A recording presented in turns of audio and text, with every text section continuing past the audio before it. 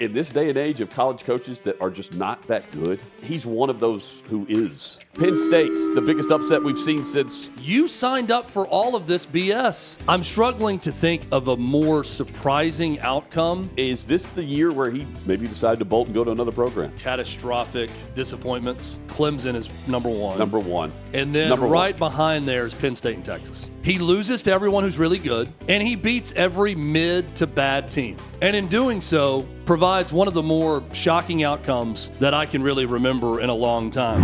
2 weeks ago, James Franklin and Penn State, atop the Big Ten. You know, everyone's like, oh, they're going to beat Ohio State. They're going to do this and that. And then here comes Oregon, and Penn State have a great game where Oregon goes on the road and wins. And then Penn State needs to go on the road, Chad. And they can't handle Niko and company with an interim coach at UCLA. What an upset, and what a just flat-on-the-face fall for Penn State and the Nittany Lions and James Franklin's program right now. The Hutton little game James strikes again, James Franklin. He goes now to 1-18 versus top 10 Big Ten teams in his 12 years at Penn State. Tim Skipper in one game at UCLA has matched James Franklin's win total versus top 10 Big Ten teams in one game. It's taken James Franklin 12 years to get one top 10 Big Ten win. Tim Skipper, in his first outing as interim head coach at UCLA, gets his one Big Ten top 10 win at home over Penn State. I'm struggling, and I know there's this immediacy to everything where we live in the moment. I'm struggling to think of a more surprising outcome in that what we thought about James Franklin and what's been pretty consistent is he loses to everyone who's really good, and he beats every mid to bad team. Make no mistake about it, UCLA was the worst group of four team coming in. They had not led in any game. Check that. They had not led a game, not one. They were winless and had not led in any second of any game.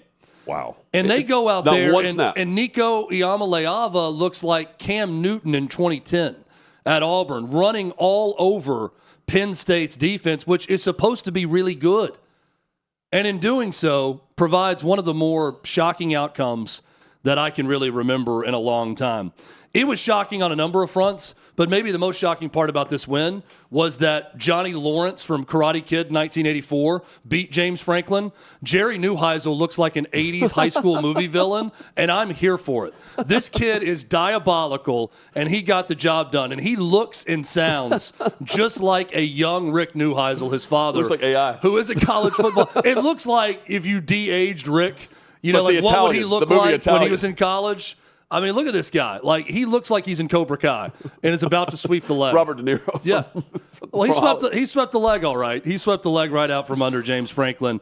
And Rick Neuheisel, as a father, anyone can understand the emotion of watching your kid perform at the highest level and meet their dreams. Yeah. And Rick Neuheisel, we got to watch because CBS Sports gave us some behind-the-scenes footage of him watching live during a big moment of that UCLA upset of Penn State. Go! Score! Score! Boom! Go for two. Go for two. Go for two. Come on, baby. I'm glad they were rolling on this. It's so good. Smart of someone in studio Yeah, to know absolutely. to film this with their phone. This kid is friggin' really good. This kid. Iamaleava, huh? Oh, Big Niko fan. Big Niko fan is Rick Neuheisel. And obviously a big fan of his son. And post-game, after the win for UCLA, he had this to say in studio. And, Rick, I want to, man, as a father, to watch your son do that in that moment, I can only imagine what you're feeling. Don't make me cry, man. Don't do that. I got you, Shu. Come on, I got you, Tito. Tito, stop. Tito, I got you. Come All on. of us. Tito. Let him. To Penn State fans, I apologize. My dad goggles were on big time today. But all of us as parents understand that. Yeah. Doesn't matter if it's football, if they're singing in the choir, what have you. We're so proud of our kids. And when they get a chance to do what they want to do, and then they get a stage, and you get to watch them have that kind of success, makes it all worth it. And my wife is at the game today. She flew in there this morning. Sue, I hope you're having fun. Yeah, I bet. Really, really cool. Yeah. And I've always been a big Rick Neuheisel guy, who I think is very good also. So cool to see that behind the scenes of him discussing his son. And his son was discussing, being a first-time play caller and some of the pitfalls that come with that. Could be learning how to use the headset for play calls for the first time. Maybe. And here is Jerry Neuheisel, and listen to the sound of his voice, Hutton, and how much he sounds just like his dad. All right. Here's Jerry. But all things you learn from. Like, I hate to say this, but I had never practiced with the headset in terms of, like, the button to talk to the quarterback. So there's, like, multiple times during the game I'm calling the play, but the headset's flipped up because I'm used to being a position coach. And then all of a sudden I'm pressing the wrong part of the button trying to talk to him. Like, it was a mess. Hopefully we'll get that cleaned up by next week. But just one of those days. It just all kind of fell into place. I mean, just a happy guy. It looks like a kid who might end up being a future head coach. Well, I mean, in today's age, I'm thinking like he may be a head coach in like 5 years. Yeah. It's a young man's game. Right. And I was surprised to see he's actually 33, which is age now to Sean get a head McVay. coaching job. Yeah, like he could be a head coach sooner than that possibly. James Franklin's been a head coach for a long time, and I'm sure Penn State fans are getting tired of hearing press conferences and post-game reactions like this one.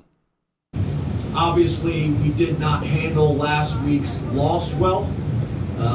We also lost some players in that game during the week, and then everything else.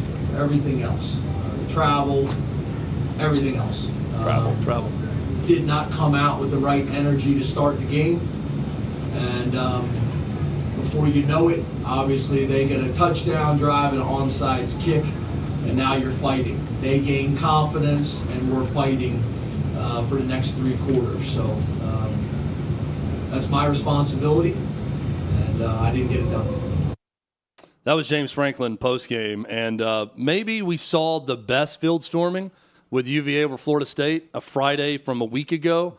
Possibly one of the worst field stormings you're ever going to see was UCLA, and not a lot of fans in the stands with this field storming.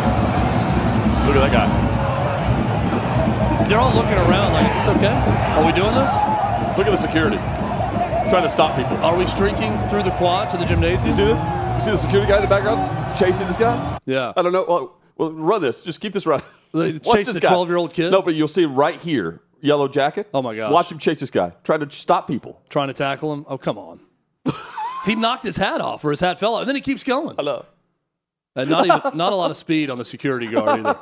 This kid got right through. Poor angles. Looks like a Also, safety taking a bad angle at a tackle. You got to have better angles than this if you're going to be a security guard trying to stop somebody. I just put this in my category of poor bastard. Yeah.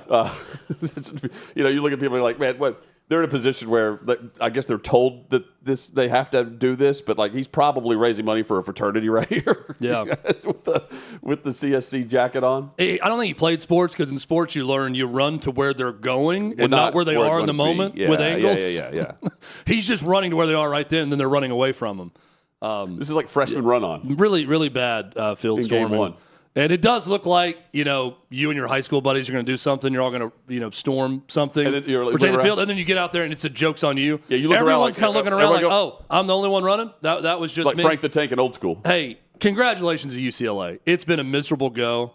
Niko looked good. The passing game still wasn't that crisp, but he ran all over Penn State. So kudos to him. They dealt. Kudos to Jerry Neuheisel. Kudos to Tim Skipper, the interim head coach, for getting it done in that situation. Yeah. Really, really crazy to see UCLA get a win like that over Penn State. So, James Franklin's owned it two weeks in a row now in the pressers. Yeah. Is this the year where you look around and maybe you decide to bolt and go to another program? How many years have we said this? When you face it's not a little heat anymore, but it's also, he's playing last year in the college football playoff and the semis. And once again, 2 straight weeks, all it takes is 2. And Penn State's back in the conversation of good, not great, and that's not great for him. I've said, like, all of the conversation would flip if he left and went to another program. It would be the move of the offseason. The team that he went and coached would be the media darling. And it'd be kind of like Brian Kelly to LSU. No doubt. It's how it'd be received. But likable. Yeah. Franklin doesn't take the same amount of, I don't think, national heat that Brian Kelly was taking, right? Yeah. And for good reason. Franklin, like him or not, you probably look at his record and you go, if you didn't know it was him, you probably, oh, yeah, I'd love to have that coach. I'd love to have that coach. And in this day and age of college coaches that are just not that good, he's one of those who is. And there's not a lot of great resumes out there. Well, he's not going to take a step down, is the thing. That's it. But and there's not a lot of non-step downs from Penn State. This would be a Calipari-esque move. Would a step down be from Kentucky to Arkansas? But it's treated as a lateral move in a trade, for the program, too. Again, I'm not trying to say that's exactly what I would do if I'm him, because he can win at Penn State. But is he going to win at Penn State? Probably not, because he's even admitted it's not a narrative, it's a fact. Yeah. And he's owning it now. It's the first time I've seen him own it like this. Yeah, and that's why this is so shocking. This wasn't the problem. That's the right. problem That's was right. losing to Oregon. That's right. The problem will be losing to Ohio State, which will likely happen. You would think. It's the UCLA games that they bounce back and win pretty comfortably. And That's why it was so shocking. Yeah, or you handle a sloppy game and it's like 24-6. Yeah. And you separate the score in the fourth quarter. Well, there's so many big question marks out there. So Virginia Tech's got an opening. I don't think he's leaving. I'm not saying he's not leaving Penn State for Virginia Tech. I don't know who would he it would leave be. Penn State for Florida? Absolutely. If Florida comes open, and that's been open before, that would be a possible spot for him. Right. Arkansas is going to have an opening. I don't think unless it's some big money deal that he feels like he's getting backed by Walmart and Tyson Foods to go to Arkansas. He might take that. But the last time Florida was open, he had Aller coming to Penn State. I think that's right. He was discussed at Florida the last time. Yeah, I mean, he's that's right. That's the level, though. I mean, he's been discussed. He talked with Tennessee. Right. At one point. And that was a serious, I think him and Danny White had serious discussions about it, but then he decided not to leave. Let me also throw this out there. Whenever we get to the point where this is going to happen soon for spring ball, spring games, spring scrimmages, maybe scrimmages or open practices between two programs, the Big Ten should mandate that if you're on the East Coast with the majority of the conference, you travel to the West Coast and you do a run-through. And you try to pick a school out on the West Coast, and that's your program that you're going to go on the road and do this game with. You take it to a smaller program, and you just go out there and you just go through the motions of the repetitive process of traveling. And then if you're Washington or I don't hear Oregon complaining about the travel. No. Oregon doesn't complain about the travel. They went across the country and beat Penn State. Yeah, I would do this. Washington just went across the country and beat Maryland 24-20. And I there you go. And I know that's about as far as you can go to play a football game in conference. It's from Seattle to College Park, Maryland. It's not going to happen based on my suggestion because they're going to use this as a moneymaker at their own school and stadium. I get it. But, man, if you want to do a dress rehearsal, do it. You'll travel. You'll do some in basketball. They'll go to all these different jamborees and preseason tournaments. Do something because the lose and use the travel as a problem is like handle it. Handle the travel. Are the players complaining about the travel, or is it the coaches? Again, the coaches are complicit in this. They're collecting the checks and the money from the television deals. The ADs wanted this. The school presidents wanted it. The television networks wanted it. When you went West Coast in the Big Ten, you signed up for all of this BS. Like everyone else looked at it and said, well, we know why they're doing it, the money, but it didn't make any sense logistically throughout. No. Again, I will credit the SEC for staying somewhat in a footprint when you look at the states where they're all connected. They all border each other in some way. So geographically, I understand that Columbia, Missouri is not in the southeastern United States. Right. But follow me here. They border an SEC state. It's close enough where you're not having multimillionaire coaches bitch and complain about being on a plane for 3 hours to go play a conference game. So shut up about it. Well, this is the I last don't want time to hear we'll this from him. James Franklin or anyone else about travel within the conference. This is what you wanted. It's what you signed up for. This is the downside of having a mega conference that spans coast to coast. But the first time I turn on the Big Ten Network, they're going to show me that stupid cartoon of how you can fly over and get everyone across the country with all of their teams. But they actually kicked off later than Big Noon. Yeah. Like all these early kickoffs. We don't like that either. Well, they kicked off at like it was the 4:30 p.m. their time. I'm saying if you're going by their clock, it was like 5:30 Eastern. It was a night game. For them, yeah. For Penn State. Right. And this is the last time they're going to have to travel like this because they've got now. Where are they whenever they less than a month from now when they will have Ohio State at the Shoe? That's November 1st. They have Northwestern this week. They have Indiana at home coming up too, and then they have Iowa. They'll travel to Iowa. Then they have a week off prior to Ohio State. Then, you're right. They have Indiana at home, Michigan State, Nebraska, and Rutgers. That's the rest of their schedule. It's not. If we're looking at the big, like, catastrophic disappointments in the early season, Clemson is number one. And then right behind there is Penn State and Texas. I mean, Penn State and Texas both to have 2 losses. Texas ahead. First weekend of October to have 2 losses already. Texas just played their first SEC game. Also, God, that's right. They got a tough road ahead, and they lose at Florida the way they did. Should have picked the Gators. Should have gone with my Gators. I thought about that. Really killed me. Man, should have picked Baker Mayfield in fantasy football. Right now, the number 1 quarterback in fantasy football is Baker Mayfield.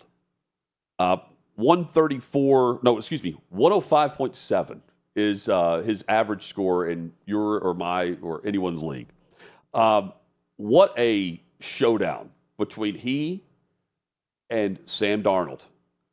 2 guys who were on the outs after being top picks, the storylines of and future franchise quarterbacks selected by teams that didn't want them several months later, and they end up in Carolina together.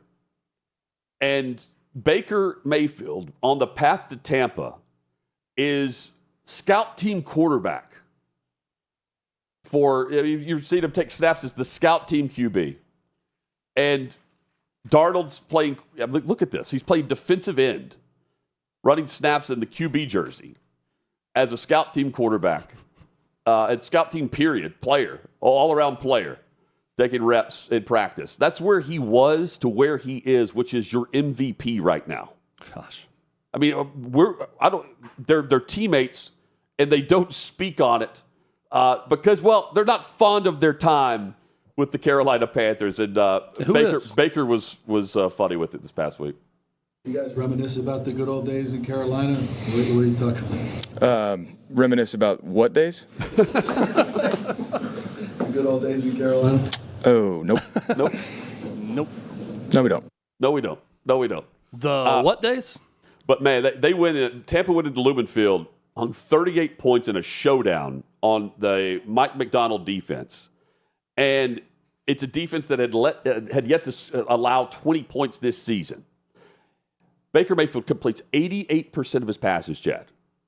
And he goes 29 of 33. He's 379 yards passing. And he's got a rookie wide receiver, Egbuka, who, watch out, man. And you have Jackson Smith and Jigba on the other sideline. I mean, Sam Darnold, what he did with Minnesota, you think they'd like to have him back? Yeah. And start looking around and you go, which quarterbacks are playing better? And then there's Mac Jones. Mac Jones with Kyle Shanahan, who's doing it again, which, I'm still dumbfounded that Trey Lance didn't work for him.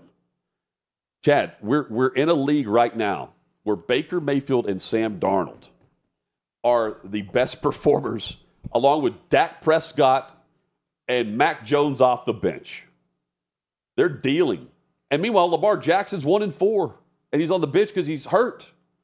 There's Mahomes and Allen, but don't look past the NFC QBs right now.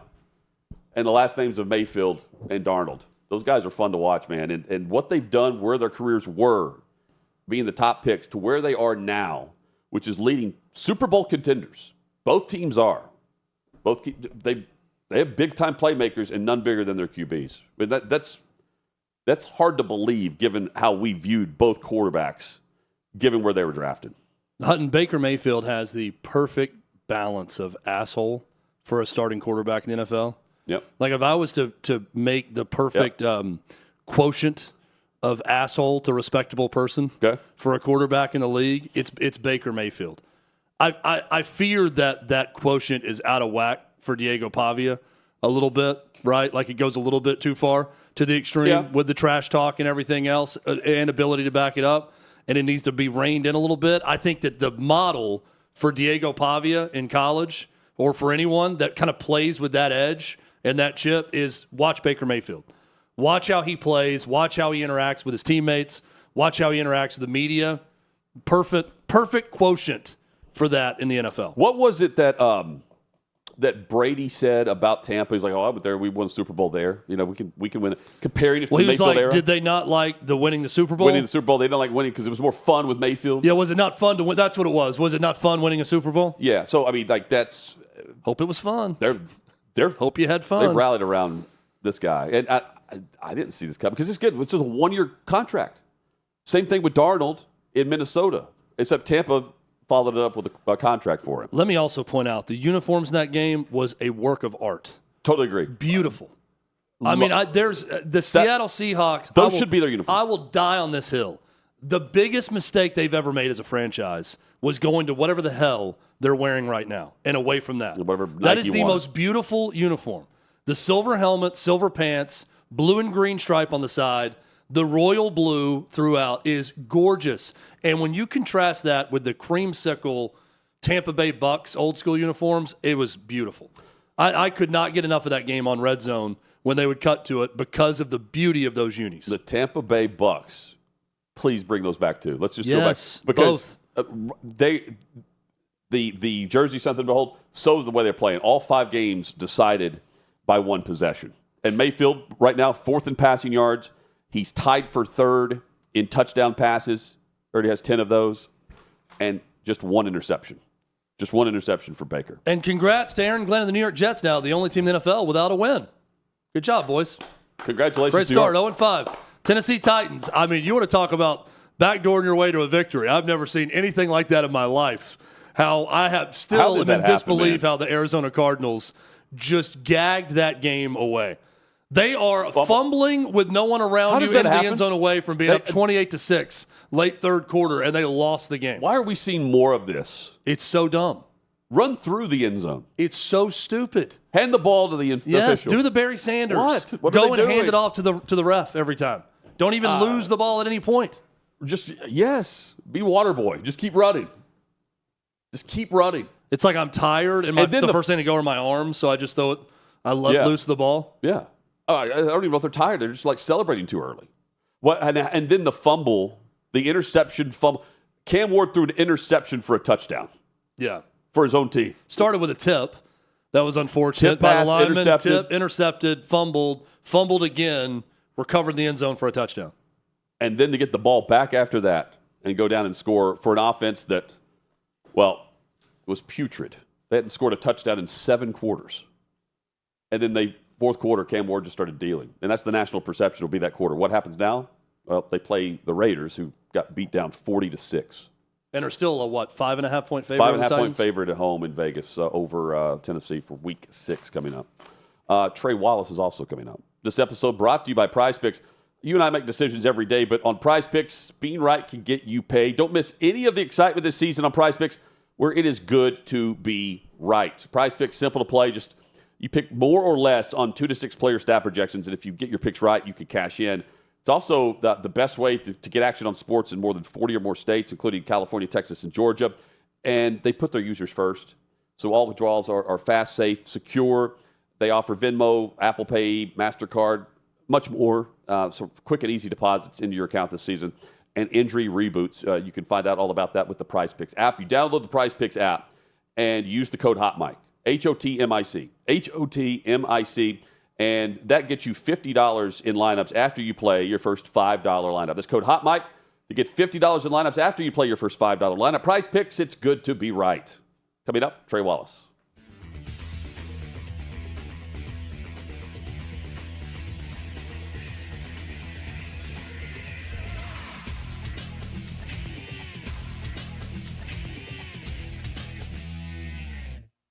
Football's finally back. So's the hard-hitting gridiron action on Prize Picks. Download Prize Picks and use code OutKick and get $50 instantly in lineups when you play $5. Must be present in certain states. Visit prizepicks.com for restrictions and details. It's Hot Mike Hunting with 6th and Peabody, our location, Yeehaw Beer and Old Smoky Moonshine. Trey Wallace joins us, recapping yet another Our guy. fantastic Look at this college man. football weekend. You can catch Trey and us on the roundtable as well, the college football roundtable, each week. Trey, how was podcast. Tuscaloosa, man? Did you catch any shrapnel for being around Johnny Manziel or Diego Pavia? Those Bama fans are fired up. Treating like an I mean, Iron it Bowl. was a little chaotic there on the sidelines, man. You got Johnny flipping birds, exiting the stadium every now and then to do who knows what, coming back in, striking Heisman poses as Vanderbilt was going into the tunnel. Apparently, after he the was game grabbing and- body parts and encouraging Alabama fans to do things to body parts also from the sideline Yeah, repeatedly. To Pavia? No, that was Johnny Football. He was chirping John with folks, Football. Alabama fans, and striking the Heisman pose while also calling them a female body part. It was just a very weird situation, and whatever, man. He's all about himself, so have at it. It was just awkward. Well, he goes, if he's in Tuscaloosa, he can't be Johnny. I don't know if he ever is Johnny Manziel. He has to be Johnny Football. I tip my hat to Vandy that they got Alabama fans to treat them like Auburn in a game, right? Yeah. Or I mean, LSU. hey. Like the vitriol was real after last year, and they stored up a lot of hate for Diego Pavia and Vanderbilt. And Pavia, he brings some of this on himself with things that he says to the media and to his team, and the way he was post game last year after beating Alabama and all that. So it was it fun? I guess I should ask, or was it not fun? Yeah, on no. Saturday? I mean, it was. Look, Alabama fans that I spoke to, they were nervous about the game, and I understand it. At the same time, like it was a fun environment before the game. I think first half it was. I wrote about it. It was kind of like a morgue, and then the second half, Alabama fans awoke. But overall, like for Vanderbilt to come in there and draw that type of attention, it was a fun environment. And I said, and I give a hat tip to Vanderbilt. If they don't turn the ball over twice inside the Alabama 10-yard line, who knows how that game looks in the second half. But overall, yeah, it was a fun time in Tuscaloosa. They did their job. So we've gone from, let's see, in terms of the Heisman discussion, Trey, where is Ty Simpson now winning that game? Because I'm watching pregame, the ABC coverage. They start a little early for pregame. They're on the field, multiple segments. All they're doing, they're showing Pavia warming up. That's it. Like, it's just this whole storyline to Diego. They did not show Ty Simpson one time until he took the field for the game. That's the first time Sean McDonough mentioned his name. And with that in mind, he can go from that to where? Because right now, I believe he's second in the odds behind Dante Moore. I think he could shoot himself all the way up to New York City for the Heisman Trophy campaign. I mean, presentation. I do. I think the way he was able, look, it's like the offense just found a different level after that Florida State loss. And they also found an identity. Ty Simpson was very good in the pocket. You saw him throw the ball down there. I think you're going to start seeing the hype pick up a little bit more around Ty Simpson. And this weekend will be a perfect example of taking advantage of that opportunity, them going on the road to play Missouri. And so it's obviously the storyline to this game was Diego Pavia in the trash talking. Sure. And can they do the same thing as they did last year while Alabama's out looking for revenge and whatnot? I get that part. But at the same time, I think that you have to look at Ty Simpson, man, and be like, okay, this guy's a baller. He has shown us what he did in Athens, and then he backed it up and did it again against Vanderbilt. And Vanderbilt is a formidable team. I don't want folks to think, it's Vanderbilt. No. This is a different team. But Ty Simpson, yeah, I think he takes a lot of this. He won't say it out loud, but in talking with folks, it takes a lot of it personally. I mean, there was nothing about Simpson leading up to that game. After that Georgia win, it's okay, watch the hands of the Ty Simpson conversation. Let's now switch to Diego, which, again, I understand for entertainment purposes. But man, talk about, putting your stamp on a situation. That's what Ty Simpson did. So I think he's got a good shot. I do. If they can continue winning, he'll have some competition at the quarterback spot. But man, I've been impressed with what he's been able to do. Yeah, Carson Beck, it's like throw his name in the ring there too. Hey, let me from Alabama's perspective and where we were a couple of weeks ago to now. I believe they have Missouri this week. Mm-hmm. There's no bye. 2.5 point favorite. Okay, on the no road. bye. And then they have Tennessee at home. 2 back-to-back games. And then in between that and Auburn and Oklahoma will be South Carolina. Here's a little gauntlet of a stretch. After already beating Georgia, they have the emotion of playing Vanderbilt again. What do you anticipate seeing from DeBoer's group now? And what's different about this Bama team after, I'm not expecting them to win the SEC because, again, we saw them lose to FSU.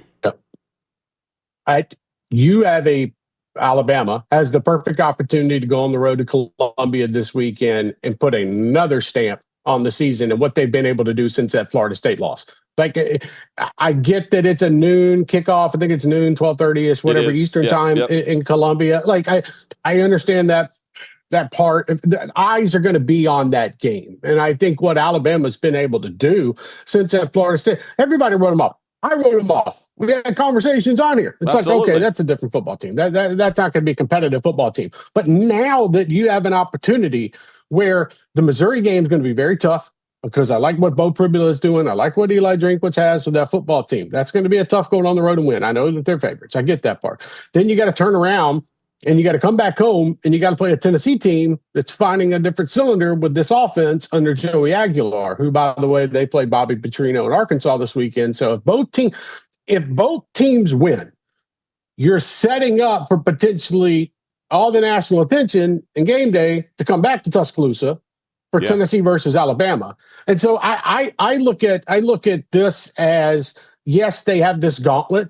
I think that South Carolina won't be as big of a problem for Alabama maybe as they were last year, but you never know. I mean, in the SEC, everything's kind of wide open right now. So what I get, the best part to getting at is we're about to find out in the next 2 to 3 weeks if Alabama is that team that found something in Athens and took advantage of a Georgia secondary and then went out and took care of Vanderbilt in the second half, or is this a real threat for a national title? And I think that we're going to see probably in this first game this weekend that Alabama is going to be a problem when it comes in the month of November. And so I talk about a 360 from where we were and Kalen DeBoer and where he was and Ryan Grubb and Ty Simpson, this whole offense, 5 weeks ago, we were writing them off and now they're here. So yeah, this gauntlet does set it up, Hut, where it makes Alabama a very intriguing football team as we get closer to those first playoff rankings. And it's 2 weeks away, and the Tennessee's got to get through Arkansas and Petrino, and of course Bama has to get through Missouri. But Josh Heupel's had really good success against Alabama. I mean, he's 2-2, and in 2021, in year one, he took Bama into the fourth quarter on the road. In 2023, they're up 13 at halftime with Joe Milton as quarterback at Alabama on the road. So that's one to circle for sure. I circled Florida, Texas, as Florida's going to find a way to win this game. They're going to circle the wagons, and they're going to find a way to win this game. But, Trey, I think my big takeaway from the game is pretty much halfway through the season right now, and let's just go ahead and call it. Texas sucks at offense. That offense isn't good. Yes. It's not working. And I don't know if it's Arch Manning. I don't know if it's Steve Sarkisian unwilling to change for Arch Manning or his personnel, but it's not working for the Longhorns. What happened? You know what surprises me the most about all of this is they can't figure out a damn running game to take a little bit of pressure off of Arch Manning. Like that's the offensive line. They didn't go out in the offseason and purchase some offensive linemen that were going to actually be able to help them this season. You thought last year's line worked, and then you come into this one and it's like, okay, Arch is getting, bum rushed every other down, so they can't protect him. And by the way, I'm not trying to take blame off. This is the $40 million roster. That's exactly right. And the interesting part of that is you went and got them weapons at the wide receiver position and other parts of the offense, but you literally forgot the offensive line.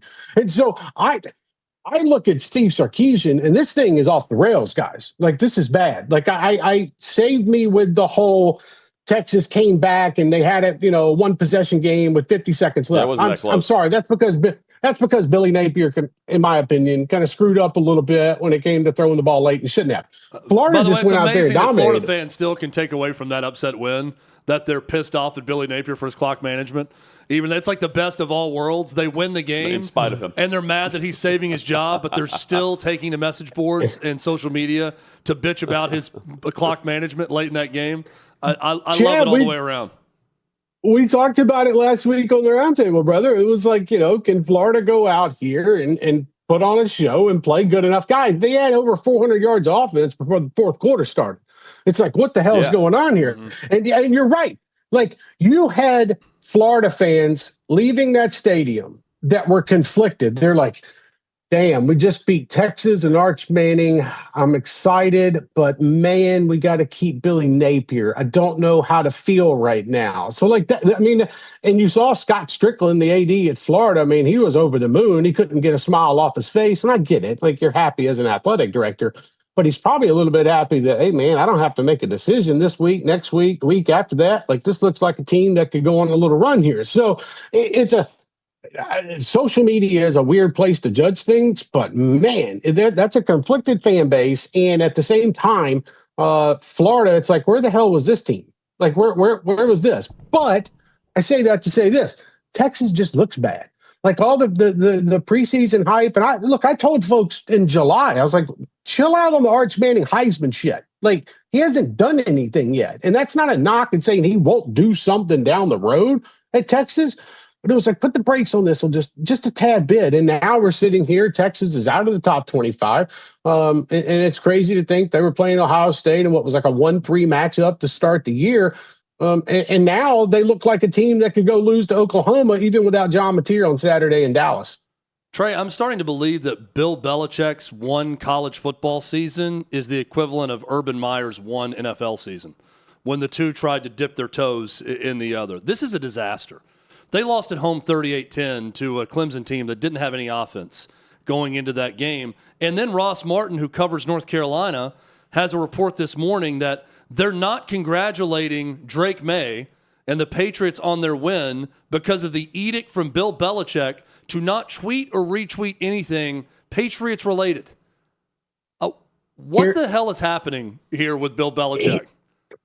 So here's the funny part about the tweet that you guys have up right now. So usually, just for folks that maybe aren't on social media a lot and watching, usually whenever one of your former players makes a big play, like the school official, like football account will retweet the NFL team, or they'll post a clip of it. And that's like for every player, by the way. Yeah. Like, whoever makes a big play in the NFL. No, there's a staffer on assignment on Sundays to do that for all the big programs. They they're ready to post the highlights. Yeah. Exactly. So what did North Carolina do about 35 minutes ago? They put together like a highlight reel of all the NFL players from North Carolina that did something on Sunday, and they put it all into one. And the tweet is something along the lines of, congrats to all the big plays made by our former Tar Heels. But you had an opportunity to go out there and showcase Drake May last night, but you didn't. So and then Mac Brown comes back and puts out his own tweet, which I love the pettiness, by the way, for Mac Brown to do that. Pretty much a middle finger to North Carolina at the same time. So look, it's kind of crazy. You talked about this because I'm literally writing an article right now after talking to some folks in Chapel Hill. This is the train wreck, guys. You had folks, that stadium was empty midway through the third quarter. And now you've got boosters, you've got folks that have donated a lot of money, folks to buy season tickets. They're wondering, what the hell is this, North Carolina? This is not what I signed up for. Is it basketball season yet? Like, this feels like it's going to be now just a one and done year. And not to take a basketball phrase from it, but Belichick ain't working, guys. Like, this is not working. And there are folks that are pissed. And if you remember when everything transpired, this is a key point here. AD Bubba Cunningham was going out and looking for a head coach that had college football experience. Matt Campbell was one of those. John Summerall was one of those. But at the same time, on the other side, the board of trustees, a few of them were going after Belichick. So there was two different coaching searches going on at the same time. And then Bubba Cunningham, he gets talked into it. Well, then guess what? Well, but Cunningham announces he's retiring, in July, this past July. So this is his last year. What I'm saying is it's a mess. Nobody wants to admit to the mistake. How are you going to sell season tickets for 2026? How do you look at Bill Belichick and say, okay, he's worth $10 million a year, guys? Hell, Mark Stoops is making $9 million at Kentucky right now, and they can't get out of that contract quick enough, but he ain't leaving. So you look at the Belichick situation. How do you sell the program? You can't. How are you selling this to recruits? You better be able to spend a crap load of money on NIL if you think about trying to rebuild this football team. And they tried anyways. They brought in 70 new players. This is just a mess. 60 Minutes ain't coming around looking for interviews. NBC's not coming around. Jordan Hudson has been a distraction ever since he stepped foot on campus with Bill Belichick.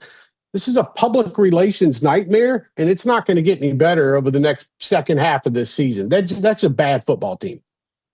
Trey, thank you as always, man. We will catch up with you later this week for the roundtable, and always keep up the great work at OutKick.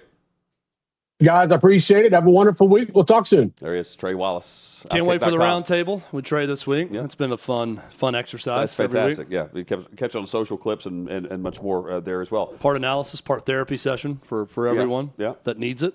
So Clay had the sit-down. He's got the scoop. Clay Travis had the sit-down interview with Paul Finebaum last week, and guess who's not on ESPN today? Clay. Is it Paul Finebaum? Yeah. Clay hasn't been invited on ESPN in quite some time. And then Paul Finebaum. Let's discuss that in just a minute. Straight ahead here on Hot Mic.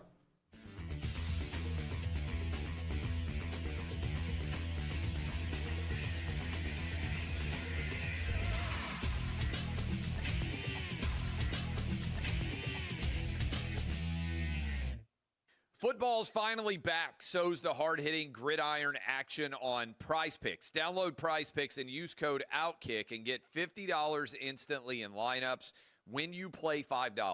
Must be present in certain states. Visit prizepicks.com for restrictions and details. It's Hot Mic, Hunting Withrow. OutKick.com is where you can stream the show live each day. You can also check out the OutKick Hot Mic YouTube channel.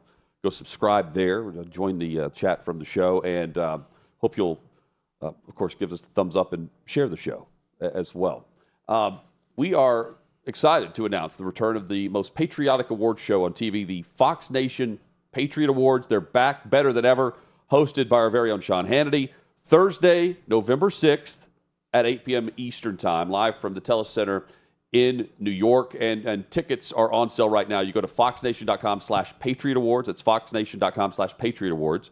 Record-setting show last year. This year, even bigger. Surprise guest. Amazing new awards. Even a special honor for the life and legacy of our friend Charlie Kirk. You're not going to want to miss it. Get your tickets now. foxnation.com/Patriot Awards. Hope to see you there. I guess you wake up on Monday and you're like, maybe hope to see Paul Finebaum on First Take, breaking down the big stories of the college football weekend. Yeah. That was not the case.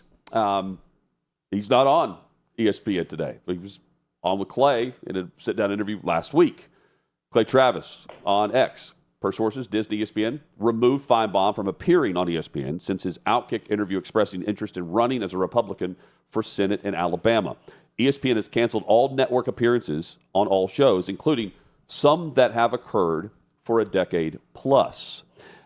Goes on to say, Finebaum not announced as a candidate for Alabama Senate yet. ESPN's Stephen A. Smith has discussed running for president as a Democrat, and the network has taken no action in this matter. OutKick has requested comment from ESPN and Disney, and a story will be forthcoming on the site. ESPN PR denying this. Bill Offheimer saying this is not true at all, the below is totally false, and he quote-tweeted Clay. And here's Clay's response to Bill. This decision is above your pay grade. Why wasn't Finebaum on Sunday AM Sports Center or First Take this morning for the first time in over a decade, reacting to one of the biggest college football weekends of the year? I stand by my sources. That from Clay Travis. And on threes also. Sources, plural. Sources, plural. Could be debatable. And I don't know why we need to put the S at the end of it. Well, because we've got Finebaum. Yeah, he just interviewed the guy. Yeah, I'm assuming it's coming from him. Sure, yeah. I don't know that, but I'm putting 2 and 2 together here. Yeah, well, it's not us. We're not the source. Well, Pete Nakos apparently got the report too. Probably in a text to Paul. He's confirmed. He's confirmed I've this report. confirmed what Clay's heard from the direct source of how this happened. And there you go. From On 3, that he's confirmed his report that Nikos' report that Disney's removed Finebaum from all appearing on ESPN network shows. So I see that. Yes, he did express interest in running for U.S. Senate from Alabama. I mean, he's also on there talking about what ESPN would not let him do. But there's also precedent that ESPN has set by not doing anything to others that have talked about ESPN behind the scenes. McAfee comes to mind, for instance. Chad, this is one to follow because you've got their own PR arm of this saying it's not true at all. When Clay's doubling down, he's clearly not. He wasn't on programming yesterday or today, and now On 3's reporting it. They're confirming it, I should say. Buckle up because it's clear that Finebaum's not afraid to say something about it. Yeah, and I now see that Dan Z's got a story up on OutKick about it. I'm trying to see if ESPN has given an official response in the intervening time where their assistant PR director responds to an X post, but yet won't get back to OutKick on an official word before the report is given. That's weird, right? Like we've reached out for comment and they're not commenting. But they will. I'm going to wait to go to my personal account as the assistant PR director for ESPN to then say the story's wrong, even though we failed to respond to the Bill's report been there initially. for years and years, so. But you could have just responded to the first inquiry and said, no, yeah. it's false. It's just a scheduling issue today and yesterday. He's still allowed to come on the shows. Well, maybe he's not responding because of what Clay said in his response to Bill. This is above your pay grade. Yeah. Right? So maybe he's not responding because there is no official response yet. Who knows? All we do know is that Clay's saying he knows this to be fact, that he was kept off the network, and guess who wasn't on the network? Let's lay out the fact. Let's lay out the facts of the whole story here. Okay. First off, this is pretty wild, even for ESPN. I would say, and it looks like Clay's right. This is what they're doing. He's not appearing on shows. He's appeared on in time slots. He's appeared on for a long time.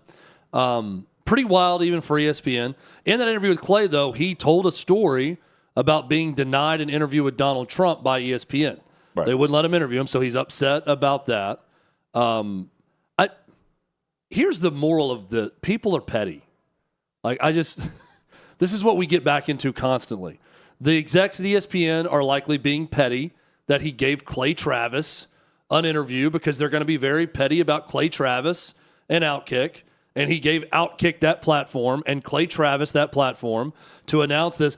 I don't know if this is as much about politics or him possibly running as a Republican senator or more about we're going to just gig you a little bit because you went on OutKick and you gave this whole thing and then you told this story to OutKick about being disappointed about not being able to interview the president. So we're going to be a little pissy about it. And then in response, Paul Finebaum, who's been around the block for a while, is like, well, I'm not going to allow you to be a little pissy about it. We're going to get the scoop out there to OutKick again to report that there's just this tennis match back and forth on this story of pettiness. Well, and it's kind of what I'm seeing on everything. For a brief moment, I'm thinking Stephen A. kept him off First Take because Stephen A. is going to control that show. Yeah. But I also said, well, he just did a debate with Clay. Right. He did. I don't think Stephen A. would keep him off. And look, make no mistake about it. It is Clay Travis getting the interview. Right. It is Clay's relationship with Paul and Paul's respect for Clay that this is happening. Sure. Right. I haven't talked to Clay about this at all. I don't know. I'm assuming some things here. Good job by Clay on the scoop. The scoop is correct. Clay's 100% right. Yes. And that he's been removed from these shows in this time. We know that. Yeah. My conclusion is people are overly petty. And ESPN's being overly petty. And I'm not going to draw some grand sweeping thing that this is an anti-Republican type thing as much as it is. We're anti-Paul Finebaum right now because he's providing a competitor with all this information. And also, you're right. And why now? What's Finebaum's contract look like? I have no idea. Who knows about the behind-the-scenes stuff with that. But again, for a brief moment, I'm thinking Stephen A. is going to control First Take. He's going to do whatever the hell he wants to do. Yeah. Right? But at the same time, it's not like Stephen A. and Clay hate each other. No. So no, they're friends. Right. So I don't think again. There's more to. I can't wait to see the official statement that. But I'll also say, we'll get back to OutKick on. Look, you got to kind of know, the tricks of the trade and how to exist in this profession. Right. And when Stephen A. Smith goes on Clay's podcast or his show, he's not talking about things that ESPN doesn't let him do. Like, I can't recall a time. He's very complimentary of his bosses, and I'm trying to make more money for my bosses. The highest and paid. They've been great. Paid. Yeah, he wants to be the highest paid, but it's not like he's going on there saying, let me tell you about this time that ESPN wouldn't let me do this. Yeah. You know what I mean? But he's also saying, like, he is the executive producer maybe of the I'm show. wrong. I can't recall a time for that. Like, I just... Yeah. He's also said, like, he's in charge of a show. Like, Chad, we know who can get away with saying things and who can't. Apparently, Finebaum's not one of them. But also, if I'm telling you, if Stephen A. Smith said the wrong thing, or even if it was perceived the wrong way by the wrong person at ESPN, he too would get a double secret probation. No, I don't know about that. I don't know that he would because he's got a daily show. But you see my point. If they have the ability to give you a double secret probation and just pull your guest appearances for a week or two, they're going to try to do it. Well, because people are petty. But the pettiness from those shows, like no one that goes on McAfee goes on First Take, right? So like that's what I mean. That's it's like that's inter ESPN pettiness. The show. Yeah. They're controlling their guest and who goes on what show. In this case, so is Finebaum going to be on McAfee tomorrow? Yeah. What if McAfee doubled down and brings on Finebaum? It's a story. It's a wild story, even for ESPN. Yeah, I know, I'm simply man. saying, in the first person, if I went on an ESPN show and started telling ESPN about something that I wasn't allowed to do at Fox or OutKick, I bet the response would be, Chad's not going to be on the College Football Roundtable this week. Maybe. I mean, I think you get what you ask for, too, to an extent. Like, I don't know. Sure. It's this whole thing about free speech. And free speech, to a certain extent, you can't say things about your bosses that's going to piss them off publicly. Well, you can if you're McAfee. And then expect nothing to happen. Only McAfee could get away with it. Yeah. Look, I'm sure Paul Finebaum, I'm sure he said it to his bosses, too. He was upset about not interviewing the president. Right. But I'm saying when you take it to another platform and you're still employed by the other platform and you're complaining about something, people are going to be petty. Well, and now the denials, this is absolutely false. Clay's response. Give an official response to OutKick. Above your pay grade. He's waiting on the official response. God. Clay and Bobby Barack and everyone would love an official email back from ESPN on something with an official statement. Yeah, any response. Instead of no commenting and then responding on your personal X account. This is 100% false. Then say that in the email. This is not true at all. The below is totally false. Good Lord. For those people who preach journalism and try to act like they know how journalism works, they sure do a shitty job of doing journalism by not responding to a report. Clay spells it out here. Why wasn't he on Sunday AM Sports Center or also, First Take? You had a chance to respond to the Clay OutKick report. And if it's totally false, explain why. So now you're going to take your personal thing and say, no, it's false. Clay randomly making it up? Now tell us why. Yeah. Scheduling conflict? We'll discuss tomorrow, I'm sure. Incompetence? Yeah, maybe a few more tweets. Incompetence. Fill-in producers didn't know that he's on weekly? Yeah. Give us your reason. That's it. They had to get to, something else. Couldn't recap the college football They had to weekend. get back to Molly Karam. Oh, wait, she's not there anymore. She's not there. Is she not there? Did she do an interview? She's supposed to do an interview at Tell-All. Oh. With someone. With Clay? I don't know. Maybe Clay got that one, too. I think Dave Hookstead will have that exclusive action. Yeah, there we go. From Molly Karam. That's tomorrow. We will be back tomorrow. 11 a.m. Eastern time each day this week. Hope you'll join us right here at OutKick.com. For Hot Mike, Hutton Withrow.